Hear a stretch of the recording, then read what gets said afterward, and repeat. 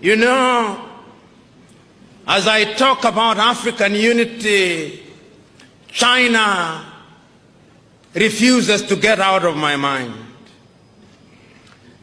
And I hope I'm wrong.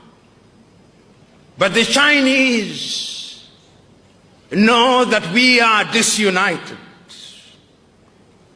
And they know that in our disunited state we can be manipulated. And they are in the process of manipulating us. So today, there is not a single African country in which the Chinese have not built a stadium. They think we love stadia. There is not a single African country in which they are not building some roads. The Chinese are capable of delivering 3 types of qualities of the things they do. Quality number 1, they take to the United States of America and Europe. Quality number 2, they take to their fellow Asian countries, including India. Quality number 3, which is at the very bottom, they dump in Africa, and the Africans consume them gleefully.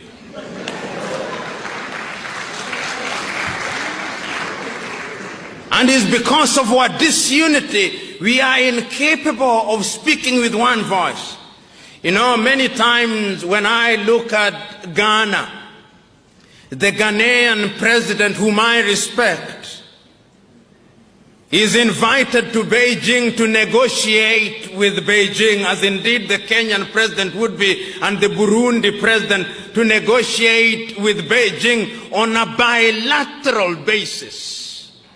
And when they invite African leaders, they humor them, complete with guards of honor and 21 gun salutes, so that they think that they are equal.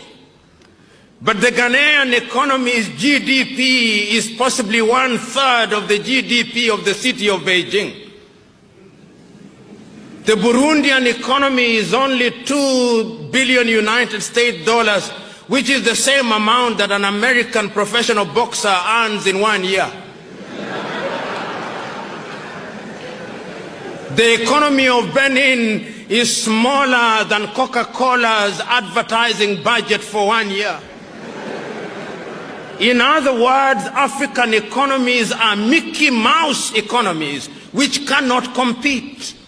And because we are disunited, we are incapable of moving as one unit. The European Union wants to have what they call bilateral negotiations with Benin. The European Union's combined economy, perhaps the largest market in the world today, is something in the neighborhood of 14 trillion United States dollars if you combine the European Union economy, and you have bilateral negotiations with Benin. That is smaller than the turnover of Standard Chartered Bank. In other words, the president of Standard Chartered Bank could very well be the one negotiating with the president of Benin, if we were to be realistic. But that is because we are disunited. And I'm submitting to us that the only antidote to that is our unity. I know, as I said yesterday, that there are already efforts to move Africa in the direction of unity at the economic front, but the suspicions in Africa are too great. The African politician